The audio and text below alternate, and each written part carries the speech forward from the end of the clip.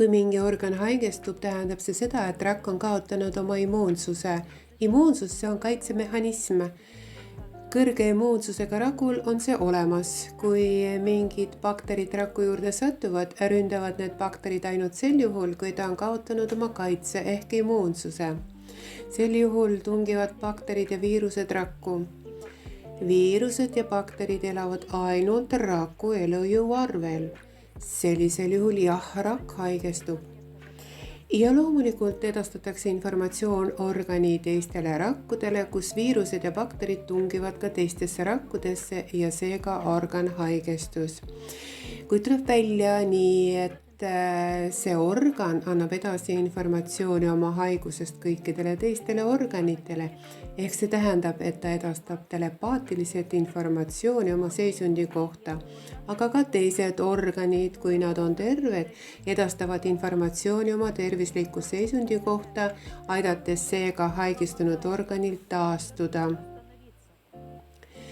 Ja kõik sõltub sellest, millises seisundis on inimese organism.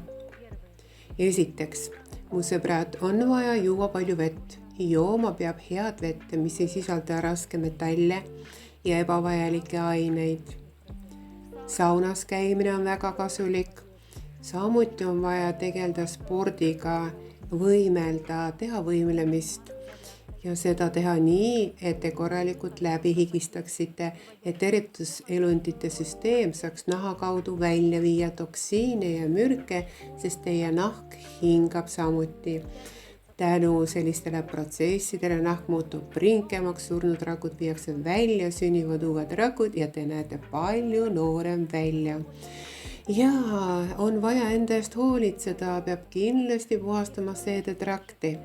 Sest kui te ei puhasta oma seedetrakti, siis soolestikku katvad hatud võivad ummistada lima või toksiinide ja mürkidega või erinevate jääkainetega, mis pole õigeaegselt kehast välja viidud. Ehk soolestiku puhastamine on väga-väga tähtis.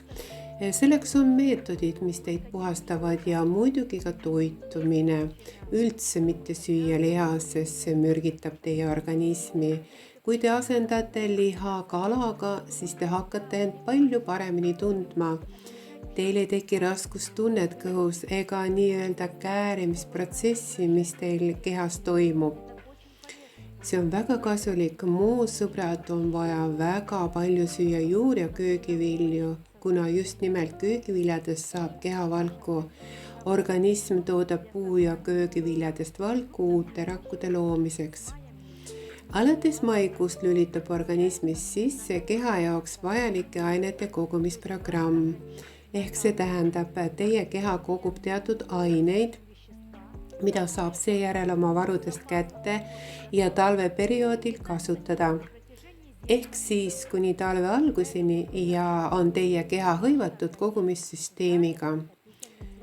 Kogub need ensüümid teatud rakku, talletab need kasulikud vitamiinid, ensüümid, mida seejärel kasutab talveperioodi jooksul. Inimene suudab kõike. Selleks on vaja tal laiendada teadvust, aga mis siis toimub, kui te oma teadvust laiendate? Laiendada teadvust ehk võib teisiti öelda, te laete oma teadvuse uute programmidega, mis pikendavad teie eluaastaid. Mis teie siis toimub? Teie RNA loeb informatsiooni, annab edasi ribosoomile. Ribosoom loob uue raku teatud ainete ja molekulide abil. Te programmeerite selle ja teie uus sündinud rakk elab kauem. Te juba programmeerite ta ja te elate kauem. Siin on teie soovitus, hakake tegelema ise programmeerimisega, sest see on teie otsene kohustus. Kui teie teadvus laieneb, siis te hakkate saama suuremal hulgal palju võimsamat informatsiooni, palju puhtamat, palju tugevamat informatsiooni, mis hakkabki teie organismi uuendama.